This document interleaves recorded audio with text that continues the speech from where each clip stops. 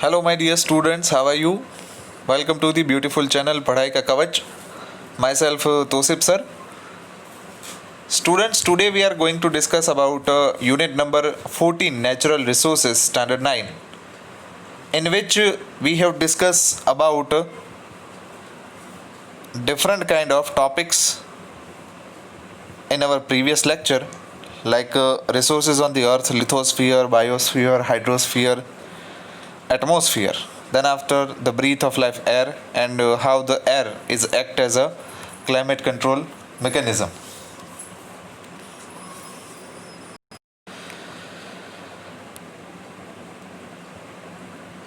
And today we are going to discuss about the movement of air, winds. How the air will move inside our atmosphere, we will know in this lecture. Then after, we will learn about the various wind direction according to the temperature and pressure difference, which is called as land breeze and sea breeze.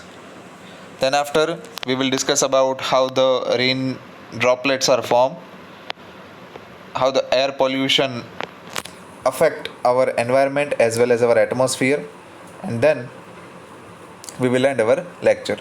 So this is our today's lectures flow. So let us start without wasting so much time. The movement of air, winds. First of all, the moving air is called winds. Means the movement of the wind inside our atmosphere, it is known as the winds. Due to the uneven heating of air, the air comes in the motion. पृथ्वी के ऊपर जो भी air आती है, वो air जो है तापमान के डिफरेंस के कारण, तापमान के तफावत के कारण जो है वो एयर एक जगह से दूसरी जगह पे मूव करती है. क्योंकि हमें मालूम है when the air is heated, the density difference is created. हवा के तापमान में बदलाव के कारण जो है घनता का तफावत वो उत्पन्न होता है और उसकी वजह से एयर जो है वो मूवमेंट में आती है. And that movement of air is called winds. There is a difference in the wind directions during day time and night time. Wind की डायरेक्शन में रात और दिन के टाइम बहुत ही बड़ा डिफरेंस होता है. How the difference is created, let us understand.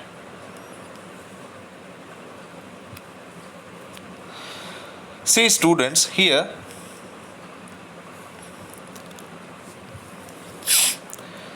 this is a water region, this is the land region. मतलब यहाँ पे ज़मीनी भाग है और राइट साइड पे लेफ्ट साइड पे पानी का भाग है और राइट साइड पे ज़मीन का भाग है. स्टूडेंट्स, अभी एक कैरेक्टरिस्टिक्स जो हमें समझनी है पानी और ज़मीन की. पानी जो है वो गर्म होने में काफ़ी टाइम लेता है. Means it takes time to heat itself, while the land is not taking that much time to get hotter. Because of this effect, the water is easily not heated during the daytime, but land is easily heated, or it is heated at a faster rate. So this cause the temperature difference in the air. What will happen to the air which is contact with the land, यानी कि हवा के साथ जो ज़मीन के साथ जो हवा है वो संपर्क में है, वो जल्दी से हीट करेगी. मतलब उसका तापमान ज़्यादातर बढ़ेगा क्योंकि ज़मीन का तापमान भी जल्दी से बढ़ता है दिन के वक्त. ये मैं बात कर रहा हूँ दिन के टाइम की. ज़मीन के कांटेक्ट में जितनी भी एयर यहाँ पे होगी, वो एयर जो है वो प्रेशर डिफरेंस के कारण ऊपर जाने लगेगी. ठीक है, यानी कि हवा जो है वो ऊपर चढ़ने लगेगी दिन के टाइम जो ज़मीन के साथ कांटेक्ट में है.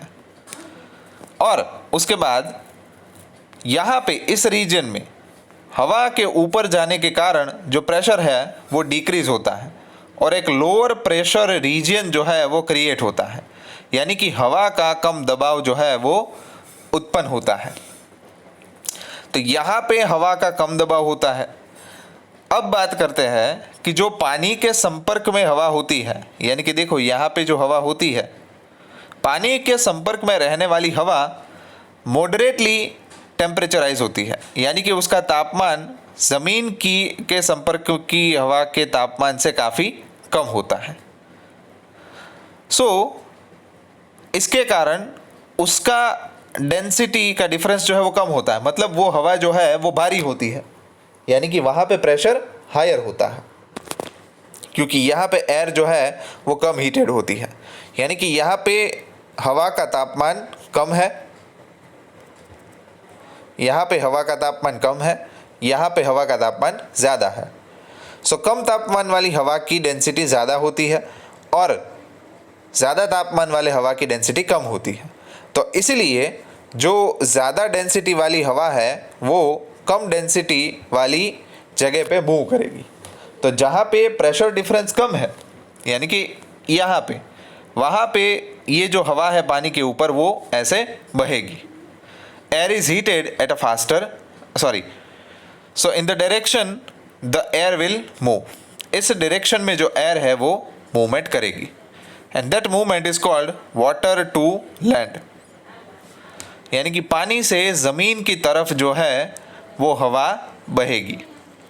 ड्यूरिंग दी डे टाइम, यानी कि दिन के वक्त समंदर के ऊपर से हवा ज़मीन के बाजू जो है वो मूवमेंट करेगी। It is called land breeze. इसे कौन सी ब्रीज कहा जाता है?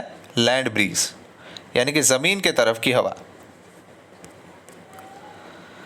अब देखते हैं रात के वक्त क्या होता है। रात के वक्त ज़मीन के संपर्क में जो हवा है वो जल्दी गर्म हुई है तो जल्दी से ठंडी भी होगी, और पानी के संपर्क में जो हवा है वो जल्दी से गर्म नहीं हुई तो जल्दी से ठंडी भी नहीं होगी। यानी कि रात के वक्त क्या होता है, ज़मीन के संपर्क में यहाँ पे जो हवा है वो काफ़ी ठंडी होती है compare to the water contact in air.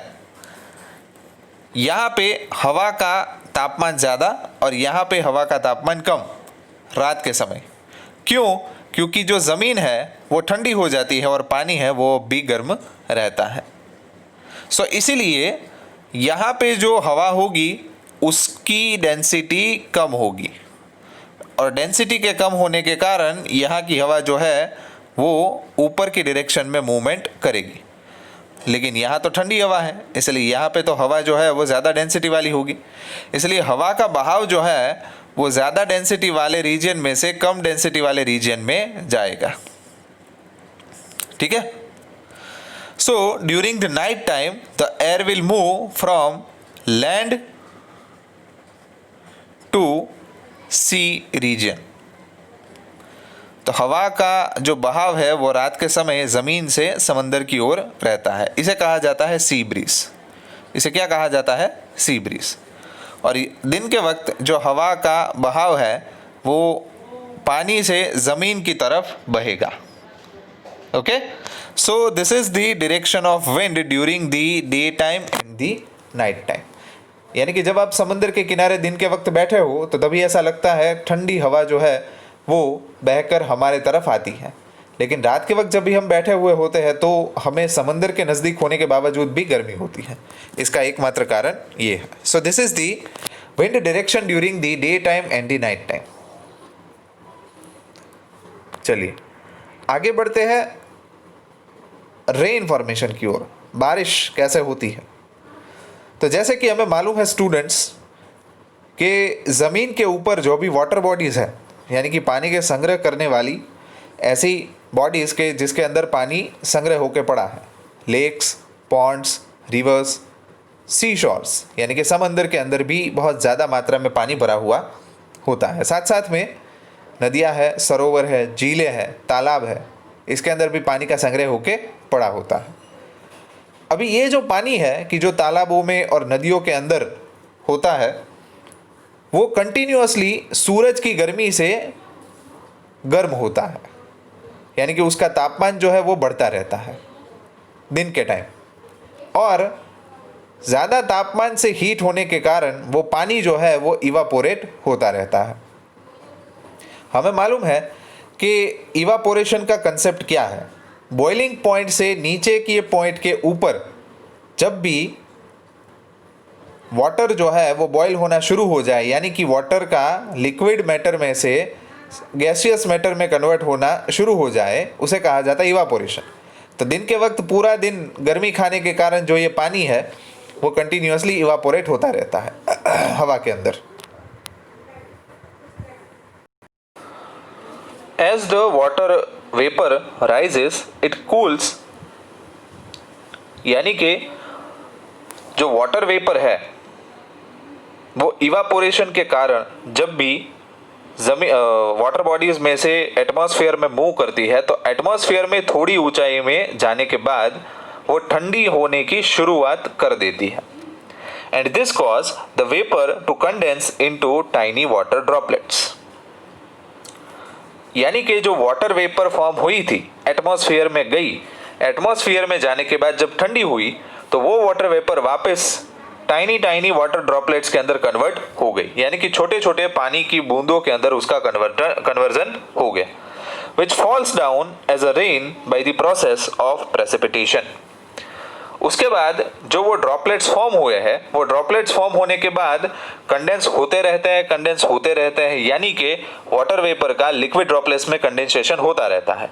और एक टाइम ऐसा आता है कि जिसकी वजह से, जैसे हम देखते हैं ना, कुछ बादल छोटे होते हैं, कुछ बादल बड़े होते हैं, तो लेकिन जब बादल जो है एक दूसरे के साथ टकराते हैं तो तभी वहां पे बारिश जो है वो शुरू हो जाती है। तो बेसिकली यही होता है, वाटर बॉडीज में से जो पानी है वो इवापोरेट होके एटमॉस्फेयर में जाता रहता है और वो टाइनी टाइनी ड्रॉपलेट जब एक दूसरे के साथ मिलते हैं तो क्लाउड्स बनाते हैं प्रेसिपिटेशन से। और वो क्लाउड जब भी सैचुरेटेड हो जाते हैं, यानी कि अपने अंदर ज्यादा ड्रॉपलेट्स पानी के संग्रह नहीं कर सकते, तभी वो बारिश के स्वरूप में हमारे जमीन के ऊपर बरसने लगते हैं। So this is the formation of rain. इस तरीके से बारिश जो है वो होती है। ठीक है, क्लाउड फॉर्मेशन और बारिश इस तरीके से हमारे जमीन के ऊपर पड़ती है। Then after air pollution is there, the contamination of air with chemicals, smoke, dust particles is called air pollution, यानी कि हवा का अलग अलग रसायन, धुआं और धूल के पार्टिकल से कंटामिनेशन होना, यानी कि दूषित होना, उसे कहा जाता है हवा का प्रदूषण। जब भी हवा जो है ह्यूमन एक्टिविटी से या तो इंडस्ट्रियल फ्यूम से प्रदूषित होती है, दूषित होती है, तब उसे हवा का प्रदूषण कहा जाता है। Majorly the sources of air pollution is the smoke produce after the burning of fossil fuels in a two-wheelers or in a four-wheelers. Then after the fumes excreting out from the industries, the chemical industries. These are the major resources or major sources of air pollutions. When fossil fuels are burnt, they produce different oxides of nitrogen and sulfur that dissolves in rain to give rise to acid rain. यानी कि fossil fuels का जब भी burning किया जाता है, fossil fuel को जब भी जलाया जाता है, it produces different oxides of nitrogen and sulphur. क्योंकि जब फॉसिल फ्यूल को हम बर्न करते हैं तो बर्न करने के बाद उसका कन्वर्जन छोटे छोटे मॉलिक्यूल्स में हो जाता है, मतलब फाइन डस्ट पार्टिकल्स, जैसे डस्ट पार्टिकल होते हैं वैसे पार्टिकल्स में वो कन्वर्ट हो जाते हैं। और उसके बाद कन्वर्ट होने के बाद when it comes into the contact with atmospheric oxygen, it forms the oxides which is acidic in nature। जैसा कि हमें मालूम है कि नॉन मेटालिक ऑक्साइड्स जो है, जैसे कि नाइट्रोजन है, सल्फर है, कार्बन है, तो ये जो नॉन मेटालिक सब्सटेंसेस है वो एटमॉस्फेयर के ऑक्सीजन के साथ कंबाइन होके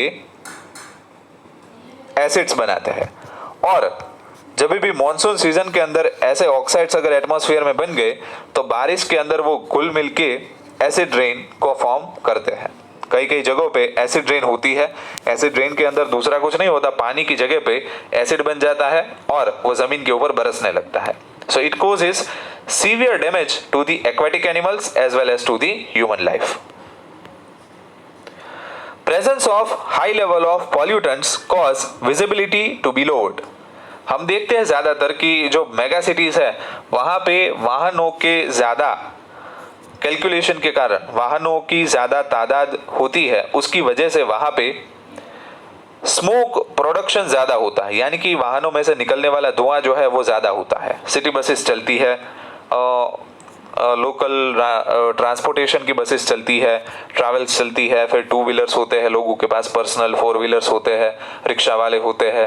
तो इन सभी के अंदर जो फ्यूल यूटिलाइज होता है वो फॉसिल फ्यूल होता है, और वो फॉसिल फ्यूल के कारण जो भी स्मोक प्रोड्यूस होता है वो जाता है एटमॉस्फेयर में। और अगर इसकी तादाद अगर एटमॉस्फेयर में एक हद से बढ़ जाए तो उसकी असर ये होती है कि वातावरण में जो विजिबिलिटी का लेवल है, यानी कि चीजों का दिखाई देना, विजिबिलिटी मतलब, तो वो लेवल डाउन हो जाता है because of this presence of this pollutants.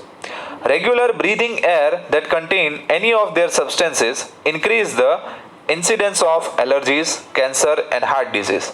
अगर हम रोजाना ऐसी प्रदूषित हवा को हमारे श्वास के फॉर्म में, सांस के रूप में अंदर लेते हैं, तो इसकी वजह से हमें एलर्जी होने के, कैंसर होने के और कई कई हृदय के बीमारियां होने के संभावनाएं ज्यादा रहती है।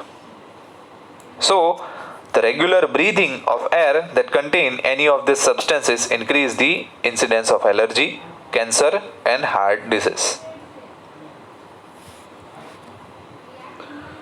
So this is the adverse effect or consequences of the air pollution. हवा के प्रदूषण से इतनी असरें होती है जो कि इंसानों के लिए और प्राणियों के लिए काफी नुकसानकारक है।